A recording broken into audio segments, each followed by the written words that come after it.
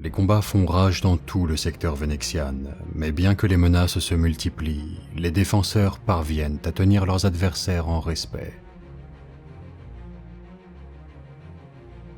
Sur le monde cardinal de Santarcus, les suivantes d'Anathea eurent une violente altercation avec leurs homologues tarcusiennes suite à un échange fleuri entre les deux sororités. Olivia, la sœur supérieure tarcusienne, exigea un duel d'honneur pour laver l'affront fait à son ordre. Les deux escouades se rendirent coup pour coup, aucune ne cédant à l'autre. Ce ne fut que lorsqu'Anathea lâcha ses terribles arcoflagellants que le conflit pencha en sa faveur. La percée qu'ils firent permit aux Séléniennes d'enfin punir leur fanatique rivale. Olivia dut battre en retraite en jurant de se venger. Anathea pria pour elle.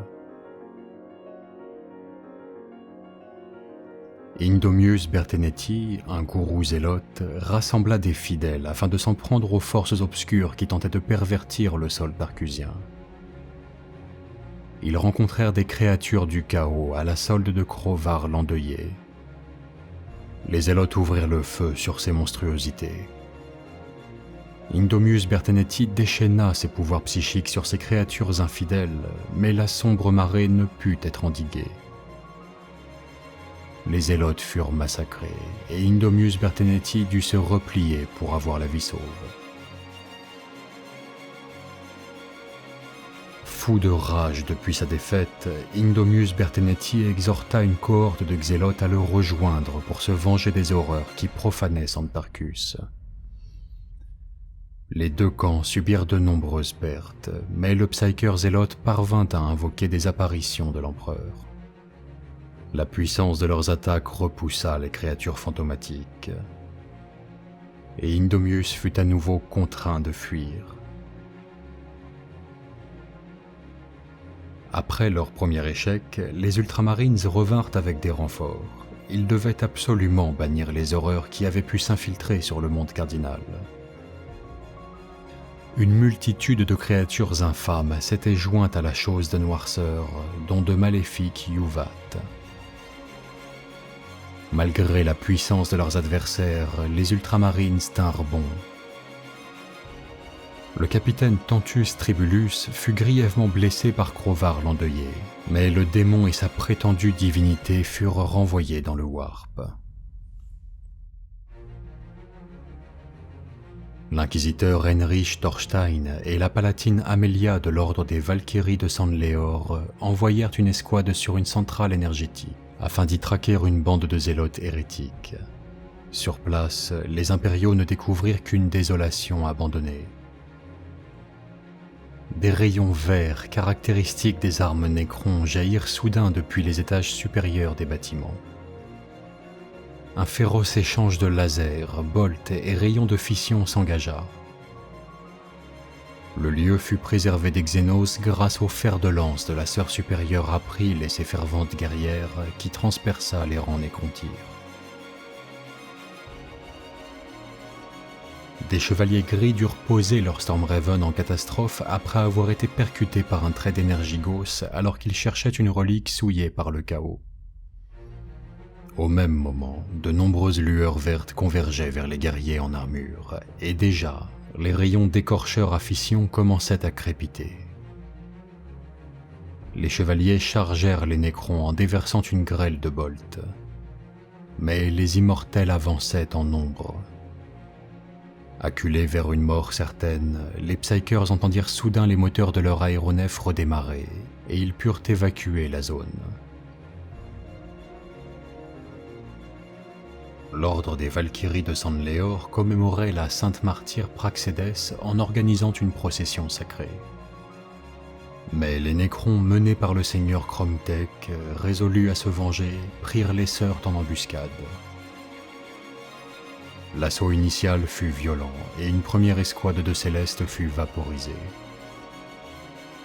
La procession continuait à avancer jusqu'à la charge d'un rôdeur du Triarcat. Après avoir dégagé leurs flancs, les Célestes chargèrent la monstrueuse machine et la mirent en pièces. Enfin, Aemilia et Thorstein vainquirent le seigneur Nécron. Alors que le vagabond, en orbite autour de Selenia, s'apprêtait à recevoir les modalités du débarquement sur Santarcus, il fut abordé par un énorme vaisseau de la Death Guard. Les serviteurs de Nurgle convergeaient vers les cales scellées du navire d'un côté et vers ses systèmes de défense de l'autre. Les sœurs des Hermines Bleues se battirent vaillamment et obligèrent le champion de la peste à se téléporter. Malgré leur victoire, les sœurs de bataille s'aperçurent que les scellés menant aux cales abandonnées avaient été détruits, libérant cultistes et autres horreurs de la peste. Le monde ruche du secteur est l'un des plus touchés par la rébellion des Zélotes et les tentatives d'incursion du chaos. Pris entre le marteau et l'enclume, ils se défendent avec obstination, trouvant même certains alliés inattendus. À présent reformée et menée par Finn Liodot, la troupe de la Divine Comédie continua sa guerre contre le chaos. Attirés par des effluves warp, ils convergèrent vers un temple où un grand possédé venait de pratiquer son ascension. Les gracieux Eldar s'élancèrent, cabriolant à l'encontre de l'entité démoniaque. Ce dernier, aveuglé par sa soif de sang, tenta de les écraser. Le combat fut rude, et bien que la moitié de la troupe fût gravement blessée, ils parvinrent à affaiblir suffisamment le démon pour que Liodot puisse oblitérer son crâne au pistolet à fusion. Atrocement mutilée, la créature s'écroula, laissant son essence vitale lui échapper peu à peu. Après avoir été défait une première fois, l'inquisiteur Heinrich Kramer était parvenu à échapper aux agents de l'Alpha Legion. Les chasseurs devinrent ainsi les chassés, mais une fois de plus, le commandement sans visage des hérétiques parvint à prendre les impériaux à revers. Désormais, ils savent où se trouve Kramer, et il est plus vulnérable que jamais. Un prophète de l'ombre apparut en songe aux arlequins de la Divine Comédie. Ils crurent comprendre que les fils de la destinée les appelaient à mener la guerre contre le chaos indivisible.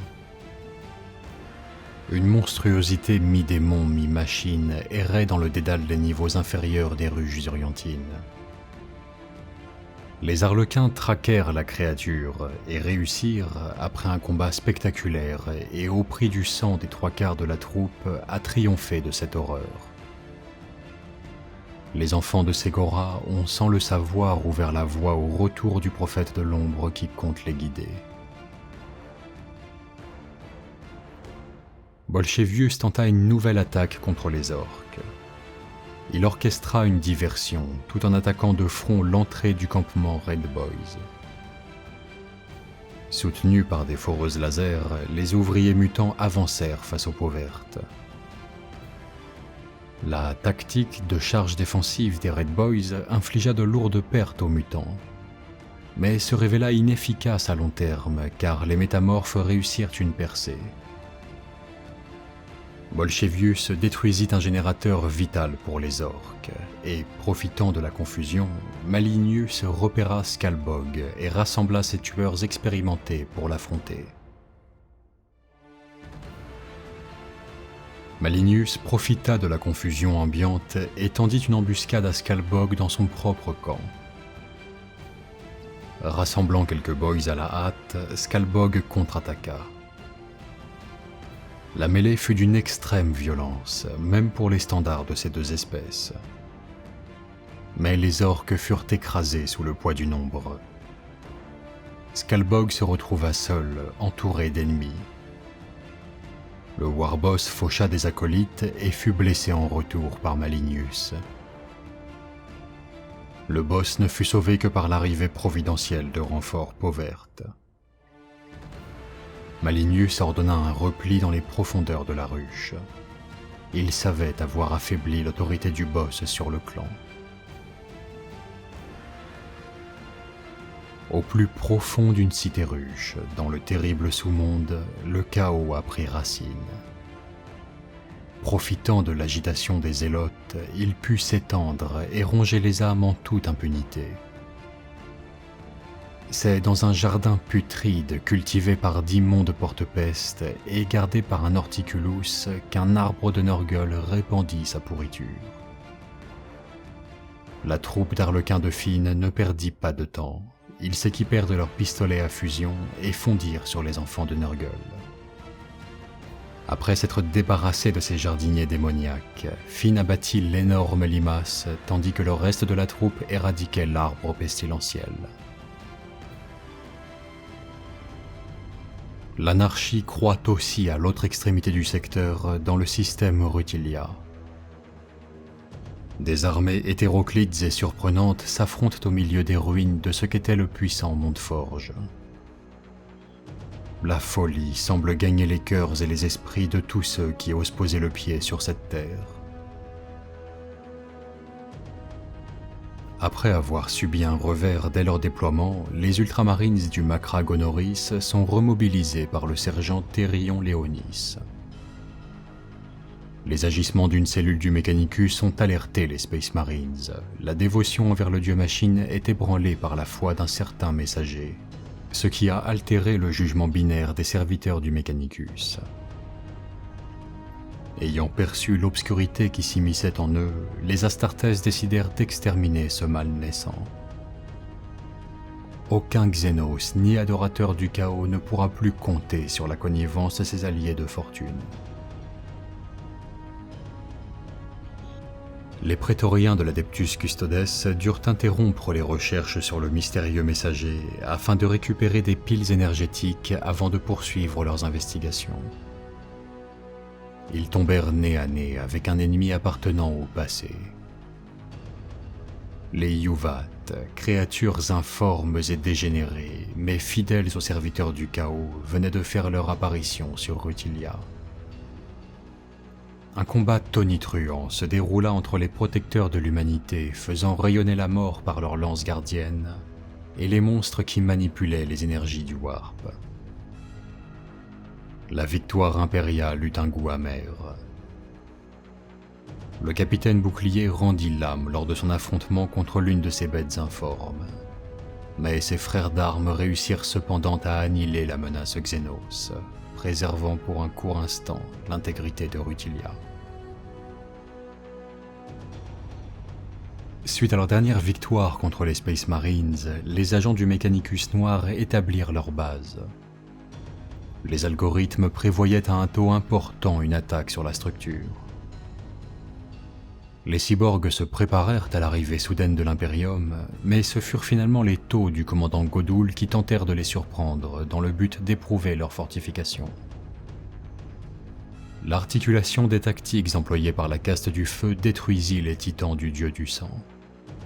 Possédés par l'esprit de Khorne, les Skitarii noirs ne cédèrent pas malgré le bombardement incessant des agents du bien suprême et repoussèrent avec ténacité leurs adversaires.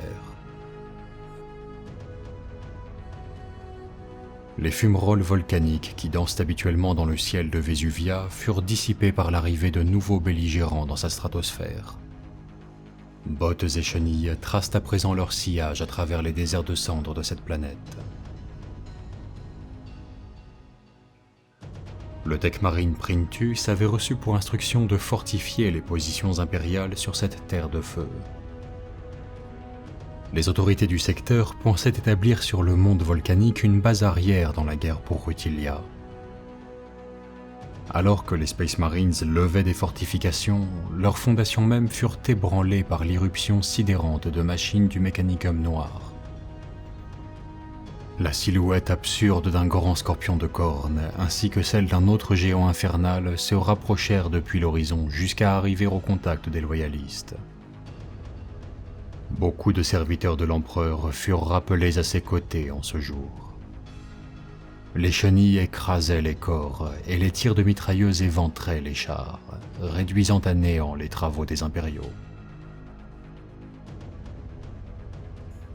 Sur Coronae, l'absence de forces impériales conduit les adorateurs de Tzeentch et les Nécrontyres à s'affronter en un terrifiant spectacle de marionnettes macabres. À la surface de l'astre, les Thousand Sons prirent le dessus sur leurs opposants. La recherche des gisements de Noctilite fut facilitée par les victoires qui s'accumulaient. Scarabeus cartographia la ressource tant convoitée. Durant ses explorations, il découvrit un manuscrit imprégné d'une magie ancienne et oubliée. Il dut pour cela écraser de nombreuses patrouilles nécrons placées entre lui et l'artefact. Obnubilé par sa récente découverte, Scarabeus laissa le commandement de ses troupes au démon Ophioophagus.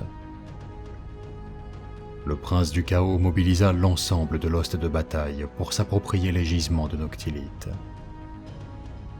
De son côté, le tétrarque Gilek le Permanent anticipa les manœuvres des sorciers en rassemblant nombre de ses guerriers et scarabées canoptèques. La marée grouillante des scarabées occupa les sorciers, tandis que les phalanges avançaient au pas cadencé. Ophioophagus fit insulte au titre d'immortel de ses ennemis en démembrant une par une ses machines, confirmant ainsi la suprématie des Thousand Sons sur Coronae. Grâce à ses connaissances en matière d'ésotérisme, Scarabeus décrypta les pages de l'opuscule et découvrit qu'il pouvait déchaîner les pouvoirs du Warp si un rituel était exécuté avec des artefacts qui étaient disséminés aux confins de la planète.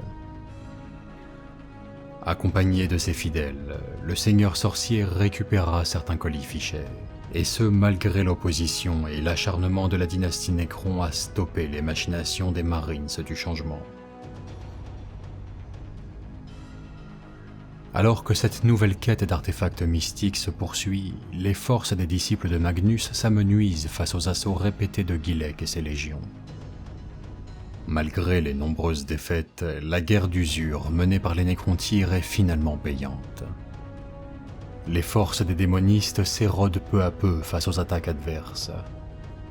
Même la puissance d'Ophioophagus périclite au fur et à mesure des échauffourées. La domination des Thousand Sons sur Coronae reste menacée par la pugnacité des immortels. Déchiré entre l'accomplissement du rituel et la menace permanente des Nécrons, Scarabeus en avait occulté la présence de Grand-Père Nurgle.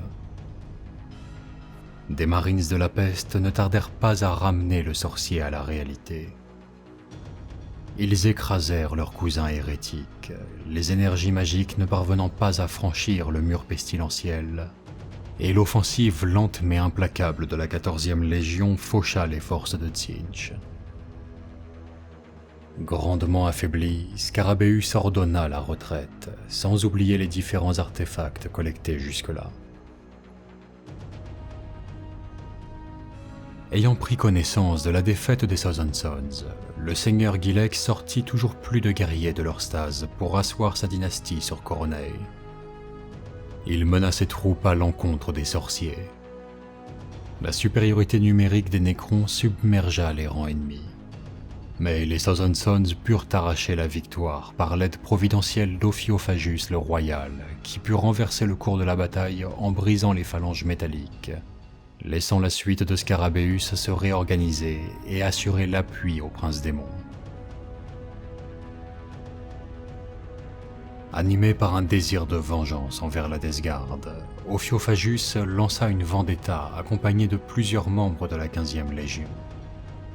Enorgueilli par leur dernière victoire, Pipeste confia le commandement à son second, Blob le Pestilent. Le lieutenant maladif tenta de contourner les forces adverses. Ophioophagus lui fit regretter amèrement cette prise de risque, en le massacrant non sans plaisir. Privés de commandement, les Marines de la Peste ne purent contrer la sorcellerie des Thousand Sons et la force bestiale du démon.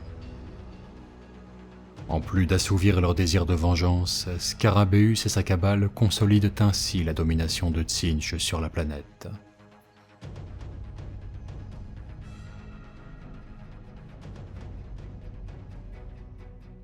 Loin du système Rutilia, sur l'agrimonde de Caelonia, une accalmie semble succéder aux violents assauts chaotiques qui ont précédé. Mais ce calme relatif inspire une certaine anxiété aux défenseurs, car ils ont de bonnes raisons de penser qu'ils se trouvent dans l'œil du cyclone.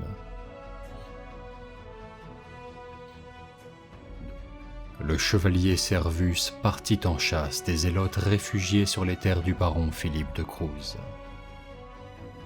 Il anéantit une forte partie de ces derniers dans un campement, car les zélotes étaient impuissants face au courroux de sa machine divine. S'enfonçant dans le domaine du baron, il finit par le rencontrer. Le chevalier faillit dans sa quête, submergé par les tirs des pouilleux combattant aux côtés de Cruz et ceux du baron lui-même. Servus est depuis porté disparu, mais il n'y a guère d'espoir qu'il ait survécu parmi les zélotes. Les guerriers de l'Adeptus Custodes du commandant Pullo, préoccupés par la vulnérabilité de Caelonia, menèrent des opérations de reconnaissance. L'une d'elles les confronta au prince démon Merovic et à sa bande de la Black Legion. La garde prétorienne de l'empereur triompha des hérétiques et les renvoya dans l'oubli d'où ils n'auraient jamais dû ressortir. En proie à l'invasion des Taux, conjuguée à une révolte de la population, les tribiens de Bourcara doivent tenter par tous les moyens de juguler ces menaces sur Taurinus. Acculés suite à leur défaite dans les raffineries de Selumnium, les tribiens pansèrent leurs blessures dans la Gamisurate de l'Oasis, un lieu sacré pour le régiment. Le commandement Tau décida de ne pas laisser à l'Imperium le temps de récupérer et lança une offensive pour mettre à bas une fois pour toutes la résistance humaine. Mais les Xénos ne parvinrent pas à surpasser les défenses ennemies, et le marteau de l'empereur fit voler en éclats l'arrogance des peaux bleues. Les ouvriers Burkers, ralliés à la cause du bien suprême, voulurent gagner l'admiration de leur nouveau prophète. Ils ôtèrent la vie à bien trop de gardes impériaux, avant de tous mourir sous les salves de laser.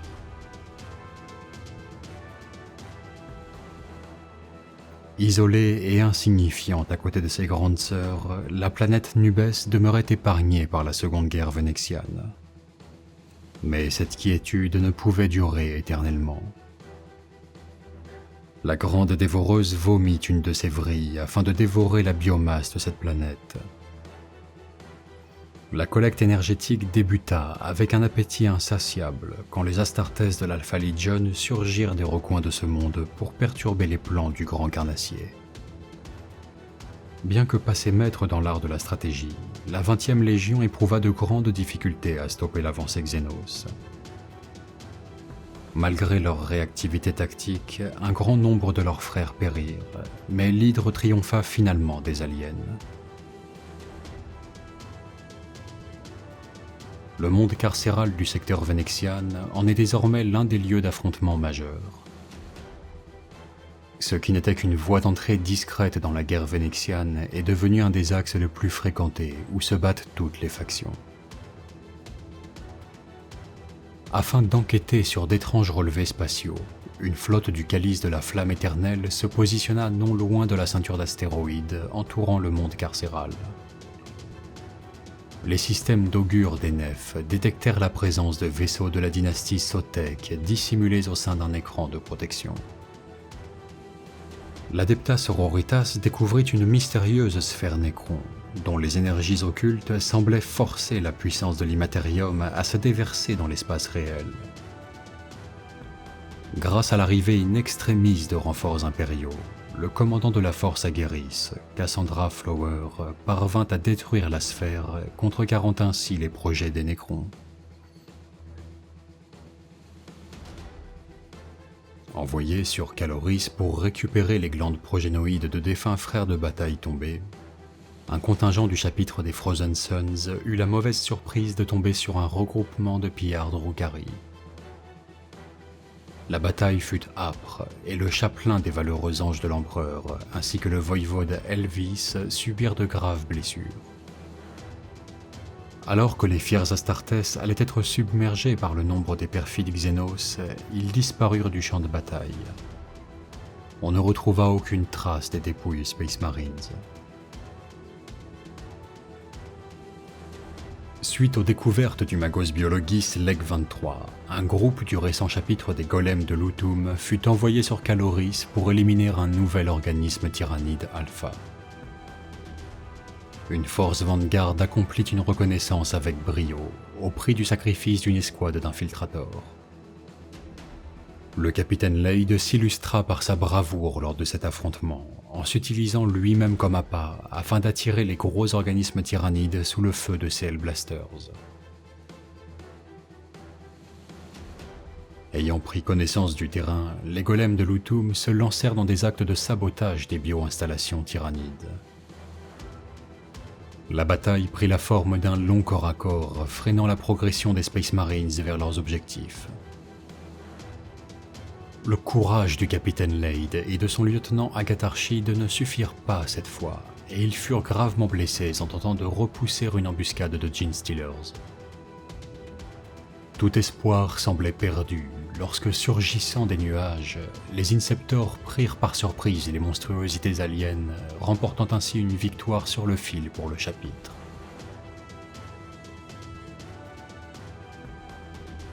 Grâce à la diversion, l'archiviste Ostares put se frayer un chemin jusqu'au nid de gestation de l'organisme Alpha traqué depuis des jours. Pensant lancer un assaut rapide et décisif, Ostares se précipita pour porter le coup de grâce appuyé par quelques frères seulement.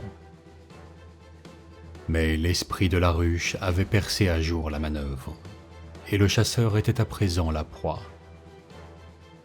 Des nuées d'organismes mineurs engluèrent bientôt les Astartes, alors que le spécimen alpha les éliminait un à un.